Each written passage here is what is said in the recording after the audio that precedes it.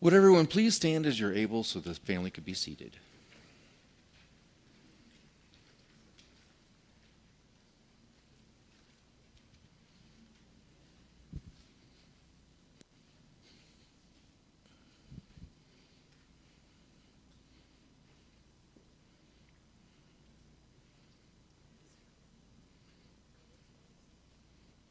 You can.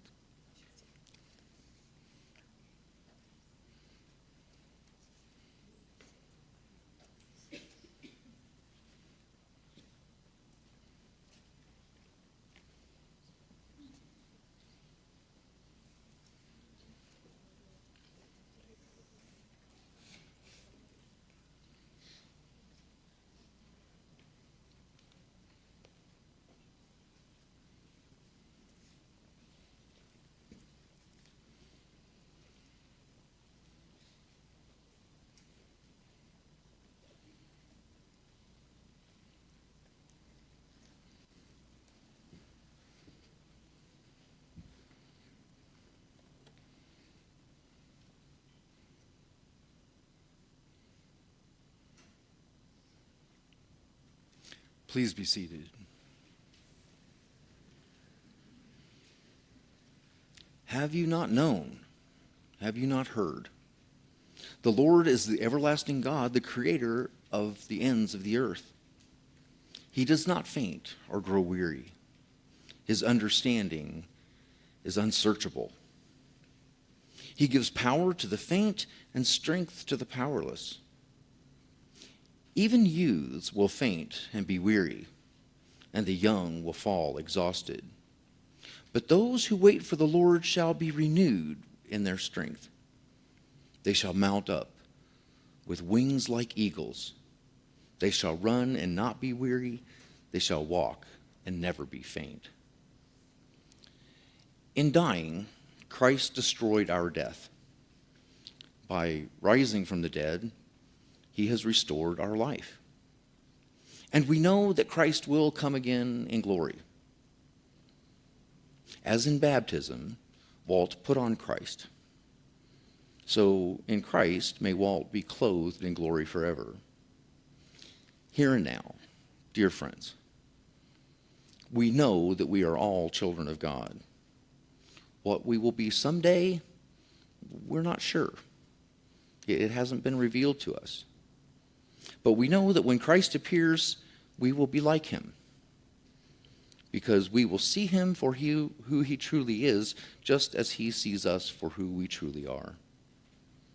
Those who have this hope purify themselves just as Christ is pure.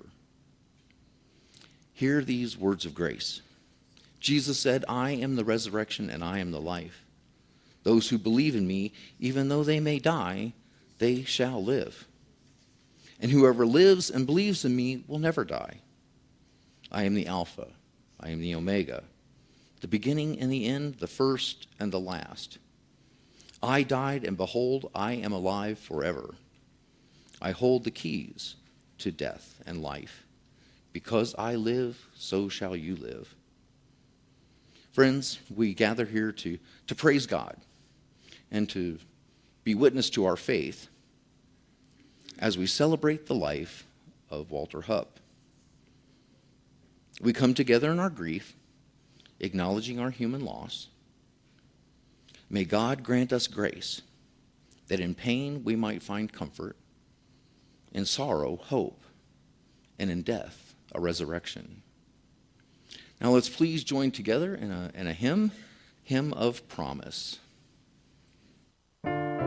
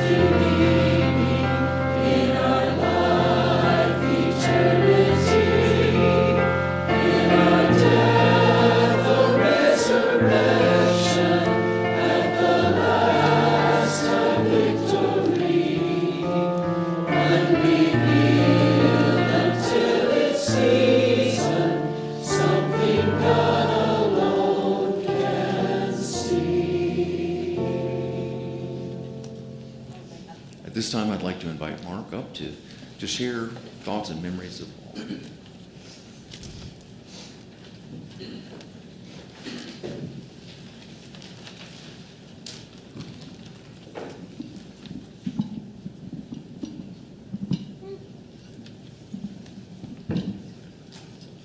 Good morning. I was asked to read my dad's obituary, and as I was preparing for it, it just didn't feel like reading was enough. So I put some of my own words in, and just gonna have to bear with me. So for those of you that I know, thank you for coming.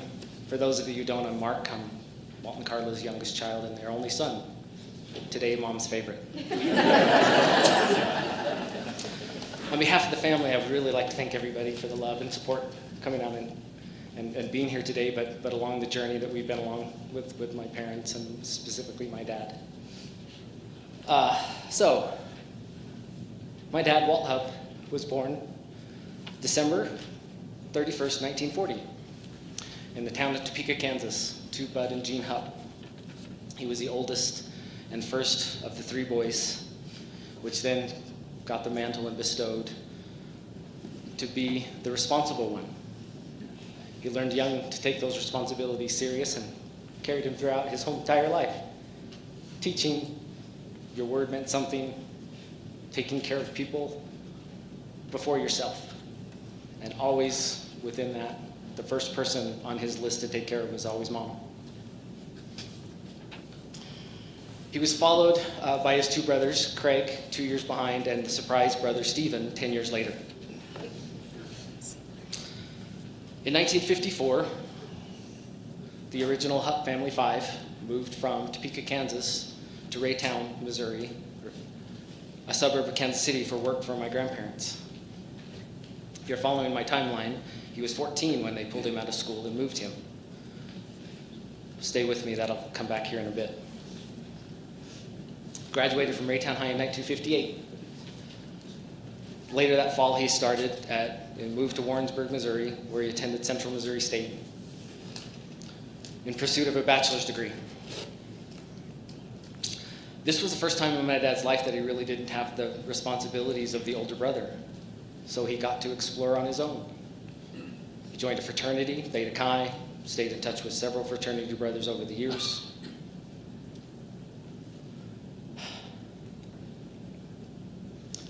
Participated in campus activities. It's a good thing I have notes. And held down several jobs to help work his way through school, including one of the most unique ones, which also brought some of his passion of music and dance together. He was able to teach dance lessons on the local TV station. One of the most epic moments happened in the winter of 1961, where, and I believe it was a sorority sister and a fraternity brother, lined Walt up on a blind date with a young, cute, small-town girl from northern Missouri. Her name was Carla. He convinced her to go on a second date the next night. And in that date, being my dad, told her that he was going to marry her. His prophecy and the evidence of it in the first few rows here happened 2 years later, March 10th, 1963, where they were married. Walt, my dad, had already graduated with his bachelor's degree in business with an emphasis in warehousing. Carla's on the cusp of a degree in teaching, so she can start, or education, so she can start her teaching career. And the new Hupp family 5, without them really knowing there was going to be 5 of us, started. As any young couple, they found home, they settled homes, they moved, they changed jobs, and they decided to start their family. And in February of 1967, Denise and Dana were born. Now I have to pause. They wanted a family of 4. They got 4 on the first go. And then they looked and said, you know, it's just not enough. And 2 years later, December 1969, I was born. We continued the whirlwind of the first 10 years of their marriage, where we moved, we changed jobs. We did 3 moves in a year. The last ending us up here in northern Utah, where my parents spent the next 53 years raising us and living in Roy, Utah. In that same window transition, they found this church, and they spent the next 53 years supporting this community as well.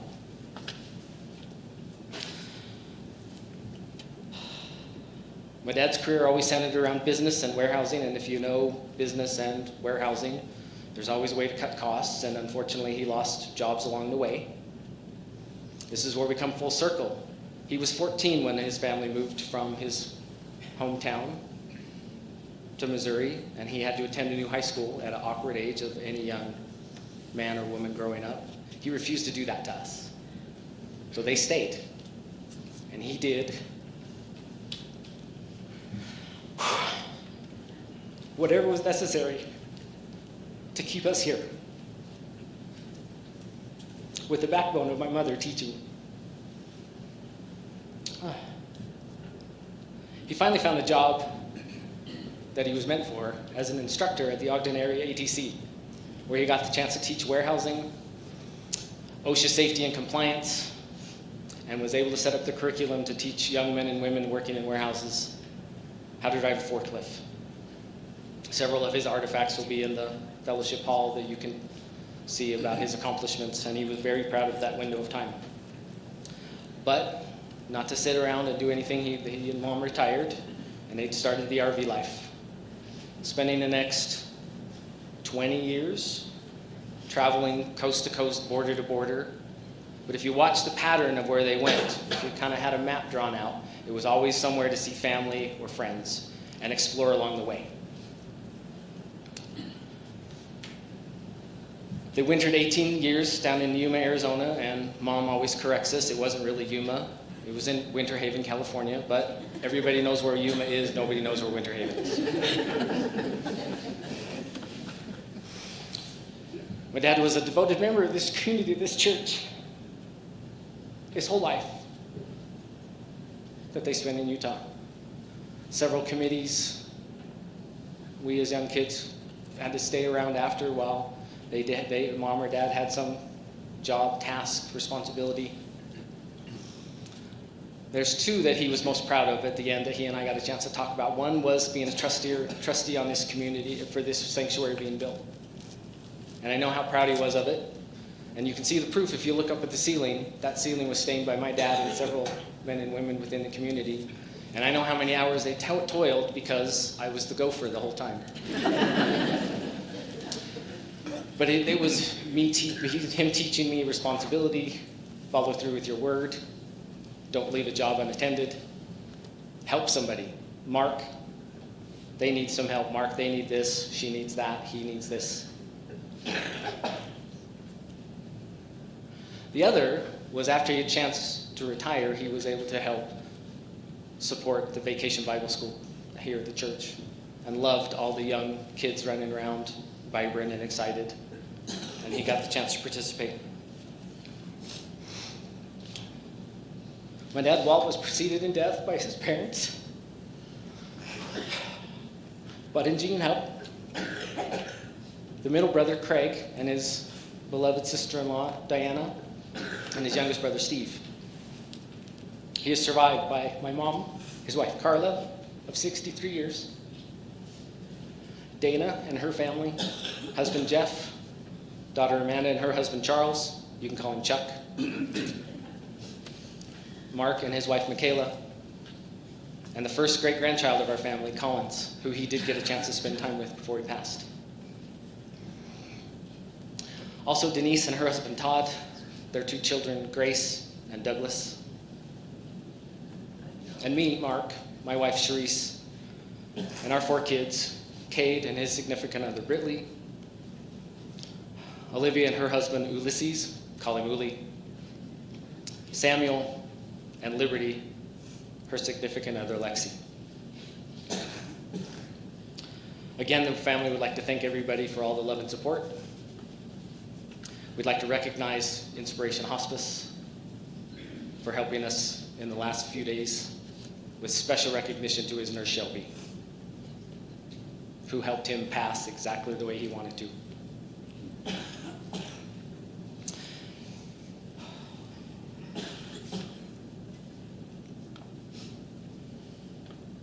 In lieu of flowers, the family would ask that you would consider a donation either to the Memorial Fund here at Community United Methodist or Family Promise of Northern Utah.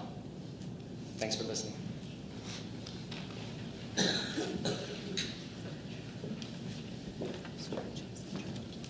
And if Denise would like to come up and share the 23rd Psalm with us, please.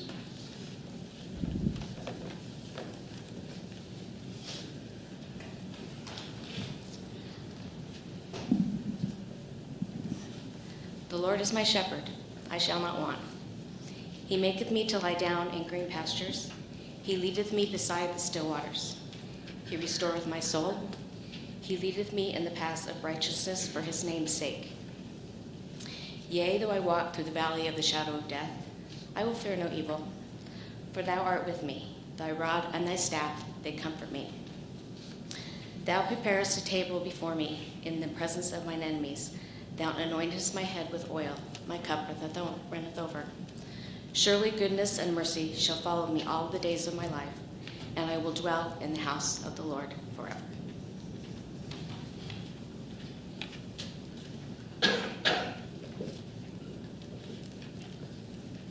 That psalm has given comfort to thousands and thousands over the years.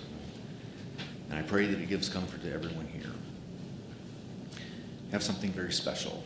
I got a little prelude earlier.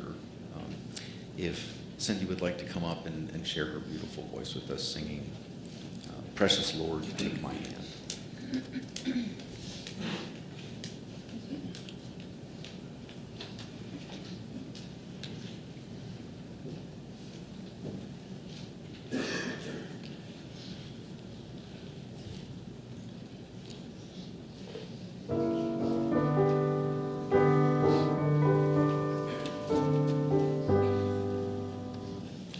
Precious Lord, take my hand, lead me on, let me stand. I am tired, I am weak, I am worn. Through the storm, through the night, lead me on to the light. Take my hand, precious Lord, lead me home. When my way grows drear, precious Lord, linger near. When my life is almost gone, hear my cry, hear my call, hold my hand lest I fall. Take my hand, precious Lord, lead me home. When the darkness appears and the night draws near, when the day is past and gone, at the river I stand, guide my feet, hold my hand, take my hand, precious Lord, lead me home.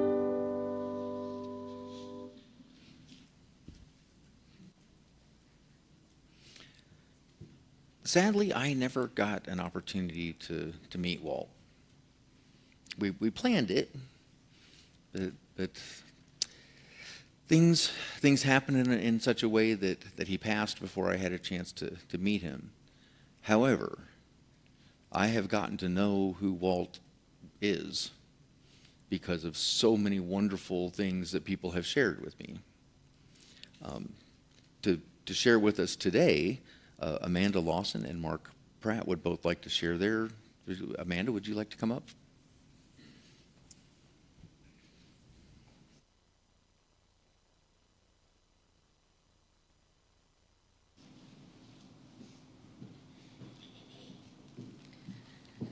Oh, okay. So I'm not great at public speaking, so I'm probably going to be looking down the whole time. For those of you that don't know me, my name is Amanda Lawson, and I have had the incredible privilege of being Walter's eldest grandchild. Before I begin, I want to thank all of you for being here today and looking around and seeing so many people who knew and loved my papa is such a testament to the man he is and the impact that he had on the people around him. If you knew my papa, you knew he was always willing to help. He was generous and kind, loved his family deeply, and was never afraid to stand up for what he believed was right. If you also knew my papa, you knew he was a talker. 1 minute you were talking about the weather, and the next thing you knew, 30 minutes had flown by, and you had covered everything from how to fix your broken sink faucet, which he probably offered to help you with, to why the refs are always so hard on the University of Utah football team,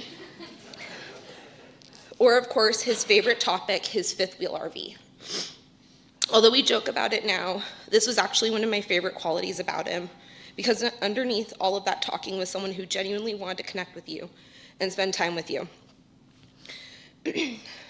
When I was 6, my family moved to California, but Grandma and Grandpa were always visiting, and Papa and I formed a really special bond. Years later, when it came time for college, I naturally chose the University of Utah because it meant I could be close to them.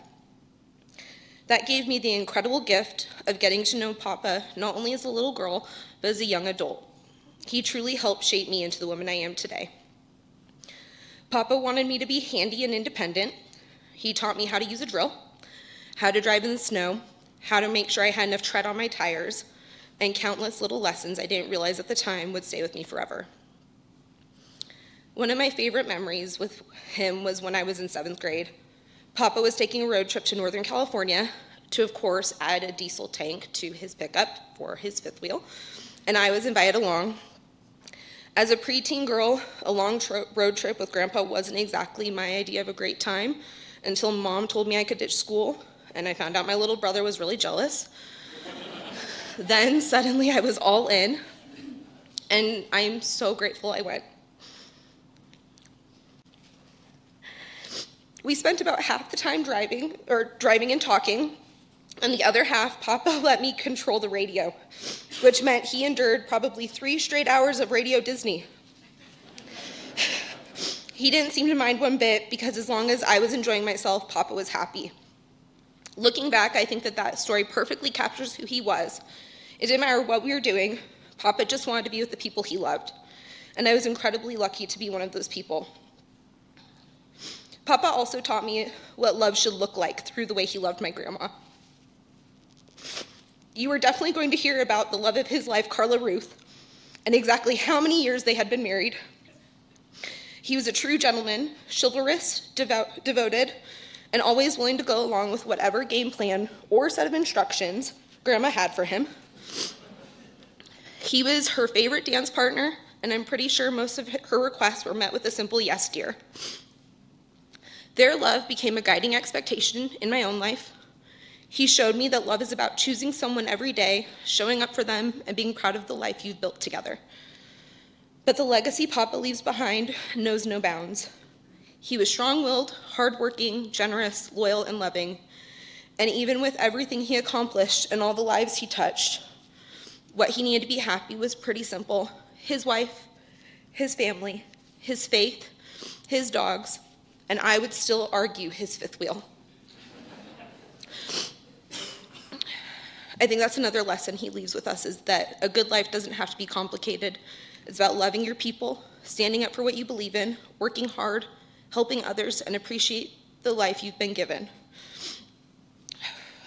Papa, There aren't enough words to explain what you've meant to me and our family. Thank you for being a father figure in my life and for teaching me some of life's most important lessons. Thank you for always being there no matter when I called or what I needed. I can still hear your voice in my head saying, "How's it going, A?" I'm going to miss hearing you say those things more than I can put into words. I know there will be many moments when I wish you were here, but looking around today, I'm comforted by seeing just how deeply you were loved. I hope you know how proud and incredible and lucky we all feel to be a part of your life and lucky to be your granddaughter. I love you, Papa, and always will.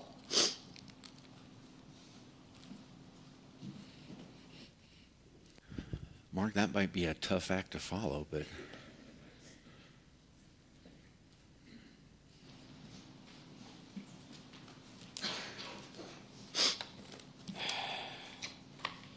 Hey, you're not going to make it easy to follow, sis. That was beautiful.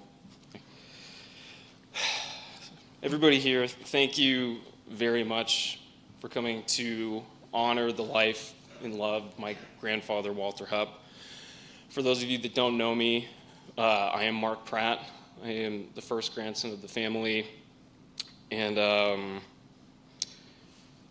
really thankful that we're all here.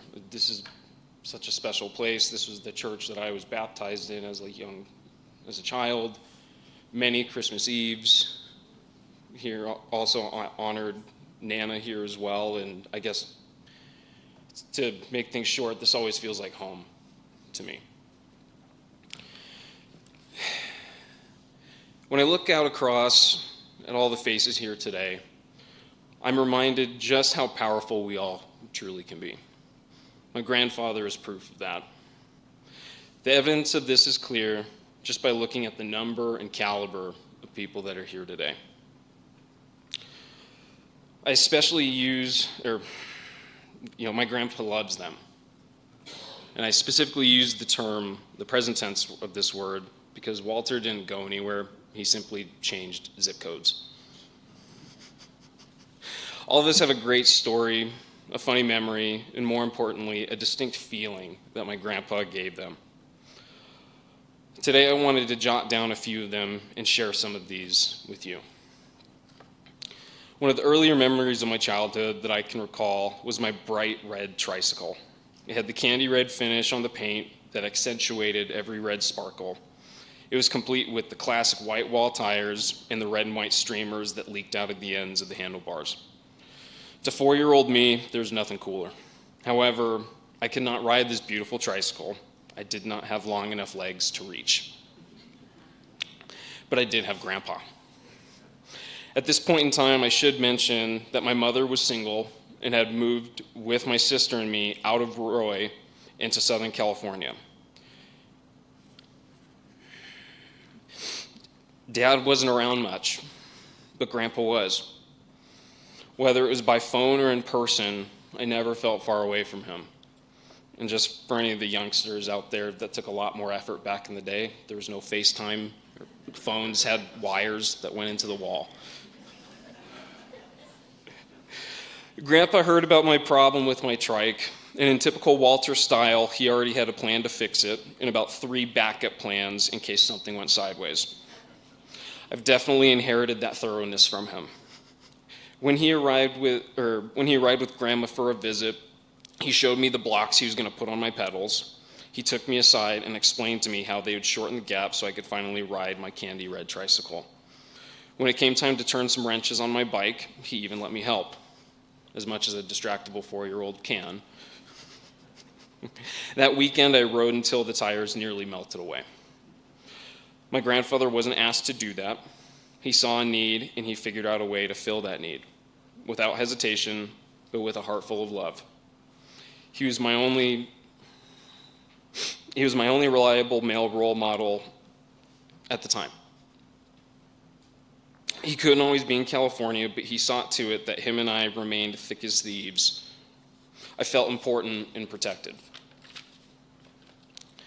Some years went by, and my mother remarried to Jeffrey, the handsome man right there, or at least my mom thinks he's handsome. Jeff took over the role, and Grandpa finally got to be Grandpa. We continued to regularly catch up on the phone, and we'd see each other multiple times throughout the year. Each phone call or time spent in person, we never seemed to miss a step. Then came the college years. I ended up moving out here as well and went to the University of Utah, go Utes. And when I first moved out here in the dog days of summer, I didn't have a car. My high school car suddenly got a very concerning knock in the engine before my move, and I guess that's what happens when you don't put oil in it. God, you were so mad.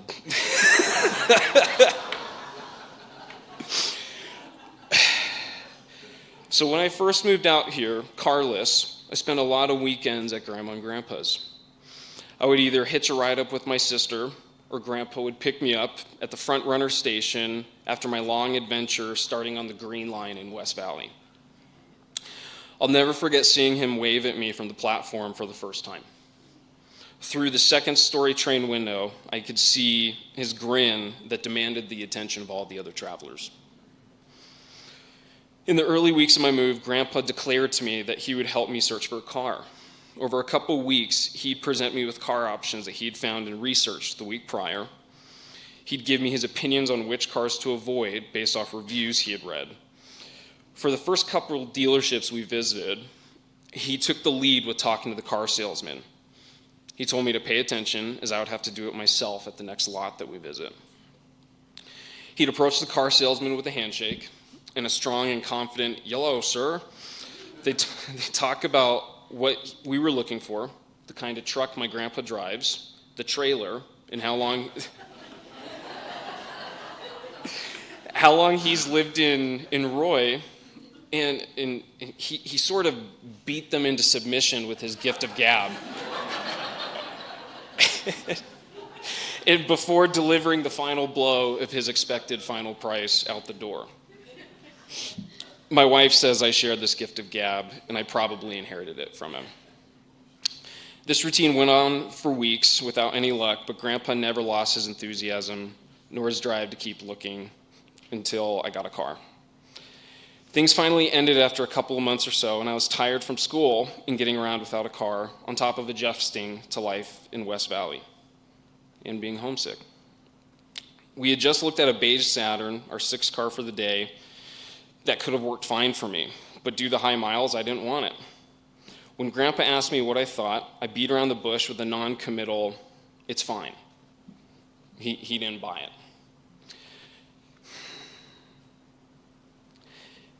I knew how much time and effort he'd been putting into this search, and I felt guilty for being picky. I never wanted him to feel like I was taking him or his efforts for granted.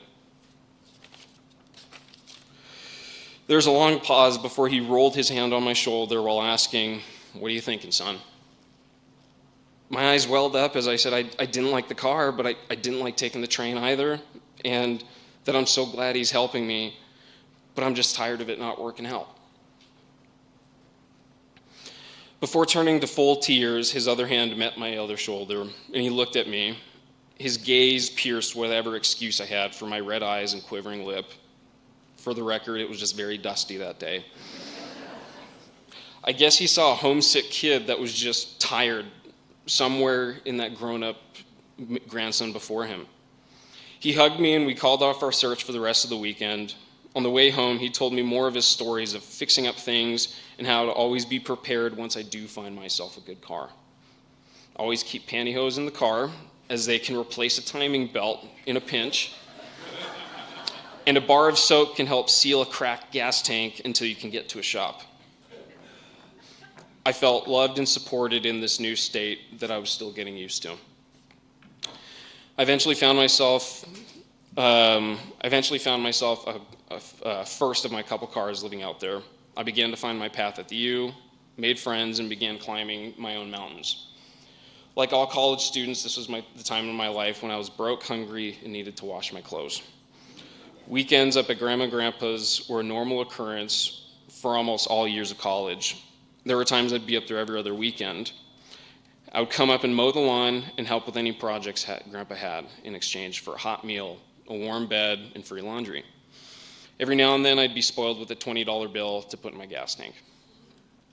I would always call an hour or two before I drove up, and I always got excited when Grandpa would tell me about an additional project he had for me. This ranged from recalking the gutters of the deck to lubricating the awning joists on the trailer. Each project was an opportunity to learn and get quality time with Grandpa. I especially liked the days that we lost ourselves in a house project because although college is a fun time, it's also a time of uncertainty and stress. I live for the weekends that I get to spend the Saturday afternoon learning why dry silicone is a superior lubricant to regular grease, or why it's worth it to change the mowing direction every 4 weeks when cutting your lawn. Now that I have a lawn of my own, I see what he meant. By the way, I used quotes there because there's no such thing as a lawn in Central Texas in August. When winding down Saturday, the two of us would normally end the day sitting on the deck with drinks in hand after Grandma went to bed. We would talk about life, his thoughts on it all, the mistakes he hopes I don't repeat. Although I wouldn't necessarily call sweet-talking your way into being a race car driver a mistake, he would recall the first time he met Grandma and how he declared he'd marry her. He would relay advice on what to look for in a woman that I could call a wife, what to expect when starting a family, and what parts he struggled with. We had countless nights like this on the deck that would stretch to the early hours of the morning. Although I was still his grandson, I was a grown man, and he perfectly balanced giving me advice while letting me chart my own course. I felt grateful to have those times on the deck, and I still do today. I stand here thinking of my grandpa, what he did for me, what kind of man he was, and I miss him so much.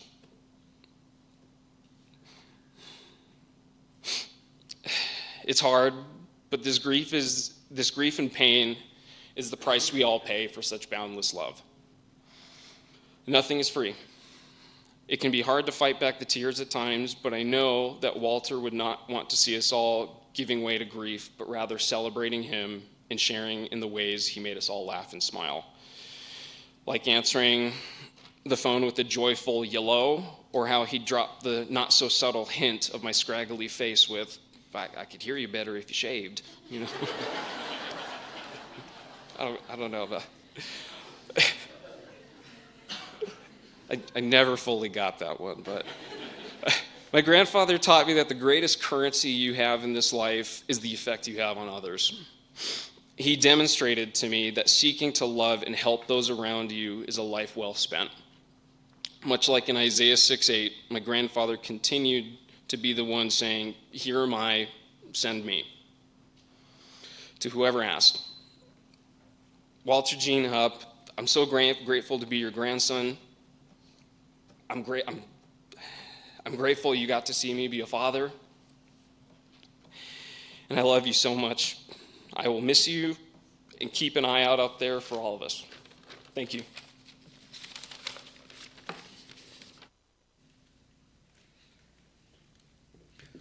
After listening to these really articulate young people, I'm afraid for my job. I think they do a better job than I do.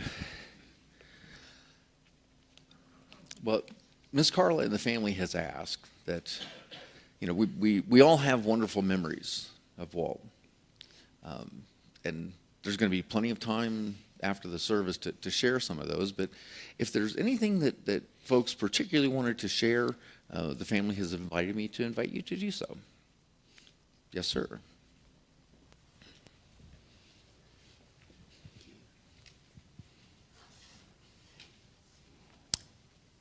I followed my son, Shane Reinhard, on staff here at Community United Methodist Church. He was the youth pastor from 2009 to 2016, and I was pastor from 2020 to 2023. But long before I came here as pastor in 2020, I already knew Carla and Walt through Emmaus Walks, but I knew them better through my son Shane, who was here for 7 years as the youth director. and he went through what he called here, and something he wrote to me, Carla. During the hardest time of my life, Walt and Carla were the first to wrap their arms around me and say, "We are here for you." When my parents were not in the same state as I, he immediately became like family. Now I come alongside people where he is in Minnesota and at his church and at his work. I come alongside other people that are in need of family because I know the impact that Walt had on me. It used to be that, well, we still can say it takes a village to raise a child. The villages aren't as close as they used to be. Privacy fences and fences that are screens we sit behind. So now I say it takes a whole church family. It takes a whole church community to raise a child. And I'm so thankful to Walt and Carla, who loved our son in his early 20s through this horrible personal trauma he was going through. God bless you. Anyone else like to share? Yes, sir. I'm Derek LePay. I shared the same grade with Dana and Denise. I remember when we were kids. We came here when I was in 7th grade, and back then I wore a brown corduroy suit. That was my fancy clothes, and I wasn't among the popular kids back then. But I remember seeing Walt in he had a really nice brown suit, and I remember thinking, you know what? I feel kind of cool because I have the same color of suit. Yeah, mine's corduroy, but yeah, I make noise when I walk. But I still remember that, and I still remember Walt. And every time I saw Walt, he was just always approaching quickly and smiling really big and ready to talk about something. And a lot of times it was you kids and you grandkids. I heard a lot of stories, and I heard the whole story. And I just, I'll miss Walt.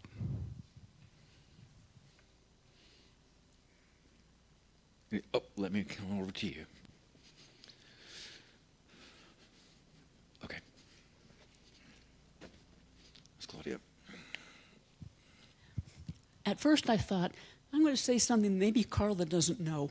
But then I remember she's a teacher, so whatever happens in a room, she knows. So every Sunday the choir would sing, and when we would leave the chancel area, Walt would be at the bottom of those 2 steps with his hand out to make sure that we were okay, walking down the steps.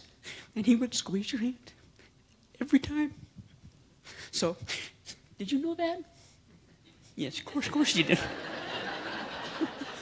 So if you come back next month and we are singing, someone might fall down those steps because Walt isn't there to hold our hand.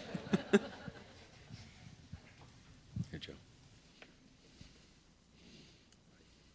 job. My name's Joe Cravens. My wife and I have been attending here for 29 years, and we raised 2 kids here. But I grew up a Methodist, and we were looking for a church when we got here. And it wasn't the first Sunday or 2 that Walt and Carla and the Westcotts welcomed us here.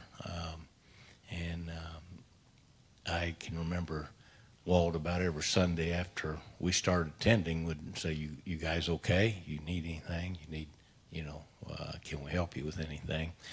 But what sold me on Walt was he was talking about building this church, and Mark was talking about how he was kind of the gopher for all that. Well, I can remember the story Walt telling me about them actually pouring the foundation for this church. And he said if they ever dug those up, you'd find quite a few crushed Coors Light cans in there. And I went home and told Linda, I said, I believe we found the right place. And I'll never ever forget that story.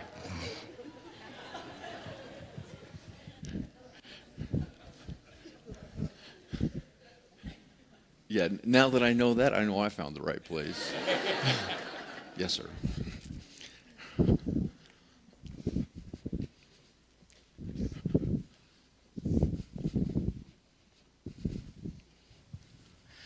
My name's Jeff Bagford. I've been a member here I sang and sat there next to Walt for I don't know how many years. I heard the pantyhose story. I used the pantyhose story. I heard the Coors Light story. And these were all during the sermon. Many choir directors would give us the hush teacher face. Carla gave it to us more than once. But Walt and Carla Hupp made me a better man. And it made me a better husband. And their relationship has always been the model for me. And I don't know where I'd be without them. Thank you, Carla.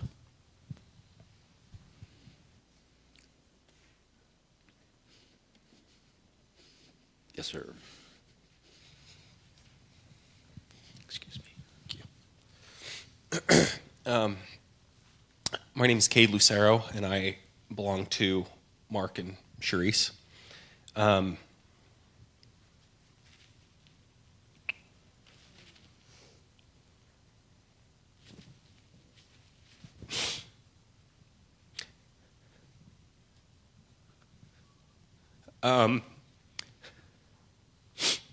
I am technically a stepchild and step-grandchild, but I have never been treated that way. I've always been, every time I would leave, we'd hug Grandpa, and he would say, I love you like you're my own. You're my grandson.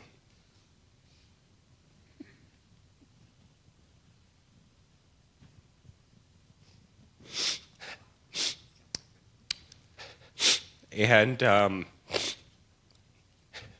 that meant a lot. And I lost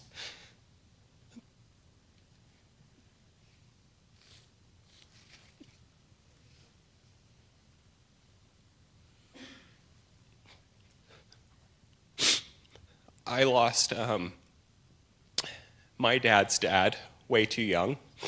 And so I was really grateful to have him and to have Grandma and everybody in the Hupp family. So, thank you. I love you.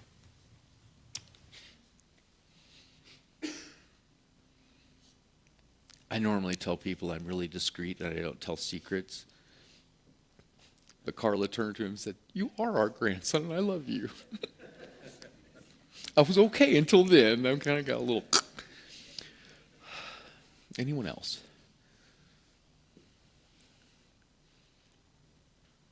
Well, one thing that folks shared with me about Walt, that he was a good man, he was a good husband, a wonderful father.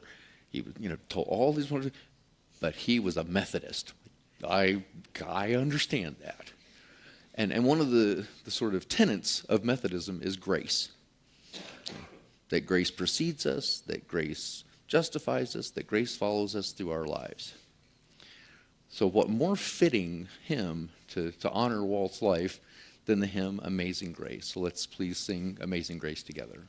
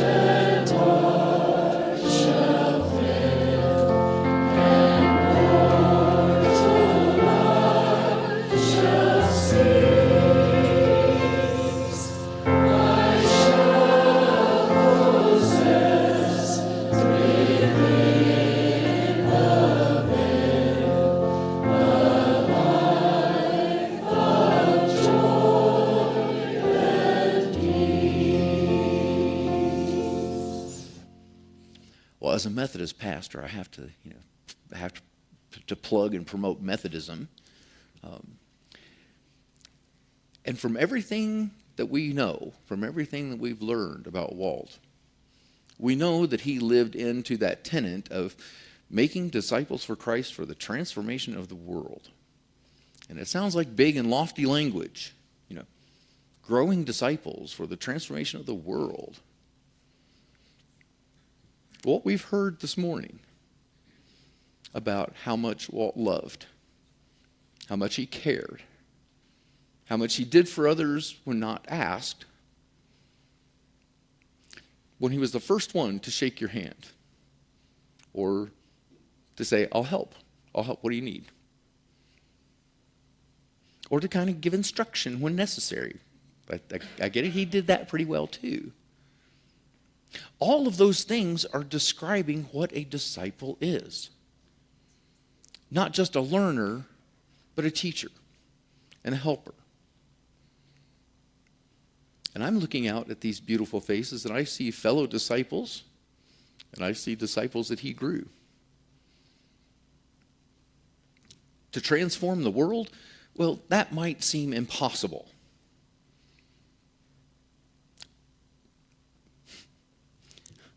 Sorry, Miss Carla. But everywhere Walt went, he transformed the world around him. Everywhere he was, the world was just a little bit better because he was there. If that meant being up on a ladder or on scaffolding, staining this very room, or calling a friend, consoling a child or a grandchild, and how he loved Miss Carla.